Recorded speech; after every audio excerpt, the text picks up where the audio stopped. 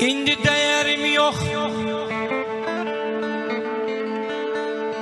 indi değerim yok, belki senin için.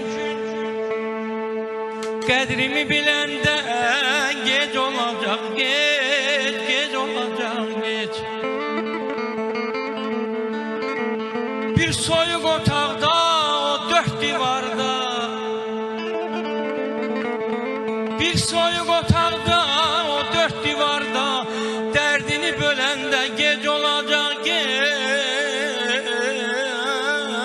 Aman, aman, aman, aman.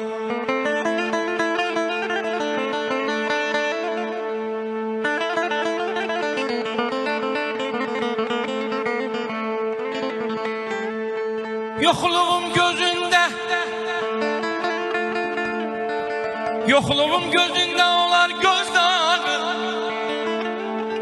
Deyirsən heç gəlmir səsi sorağı. Bir qərib həsrətəm hər axşam çağı. Üzünə güləndə, üzünə güləndə gec olacaq, gec. Üzünə güləndə gec olacaq, gec. Bir də görərsən ki, həyatda təksən, arzusu qəlbində ləçək-ləçəksən. Şəklimə baxanda, şəklimə baxanda kövrələcəksən. Gözünü siləndə, gözünü siləndə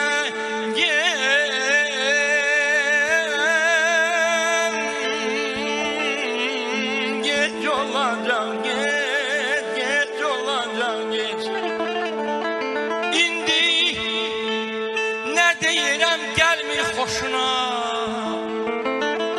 Ömürdür ötüşür boş-boşuna.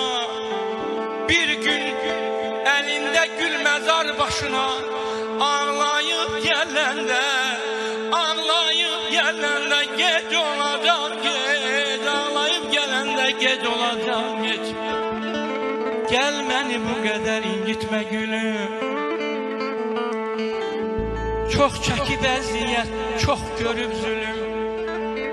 Bilmirsən, bilmirsən, yaxındır, uzaqdır ölüm.